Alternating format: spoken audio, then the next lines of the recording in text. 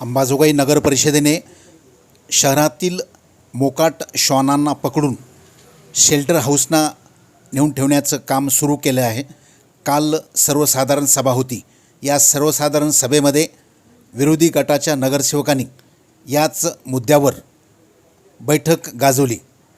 त्याच्या दुसऱ्या दिवशी आज अंबाजोगाई शहरातील क्रांतीनगर भागात एका चव्हाण नामक व्यक्तीच्या कोंबड्या मोकाट श्वानांनी हल्ला करत त्यांचा बळी घेतला।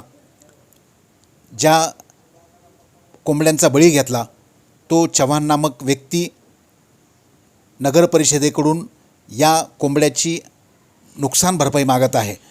जर नगर परिषदेनं या कोंबड्याची भरपाई करून दिली नाही तर आपण नगर परिषदेसमोर आत्मदहन करू असाही इशारा दिला आहे।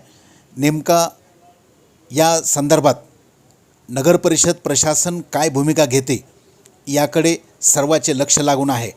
मोकाट श्वानाने जर अशा पद्धतीची कोंबड्याची ही अवस्था केली तर इतर लहान शाळकरी विद्यार्थी असो, लहान मुली असो, त्यांना त्यांची काय अवस्था होईल ही कल्पना न केलेलीच बरी। त्यामुळे या मोकाट श्वानाचा तातडीने बंदोबस्त करण्याची मागणी अंबाजोगाई शहरातील तमाम नागरिकांच्या वतीने करण्यात येत आहे।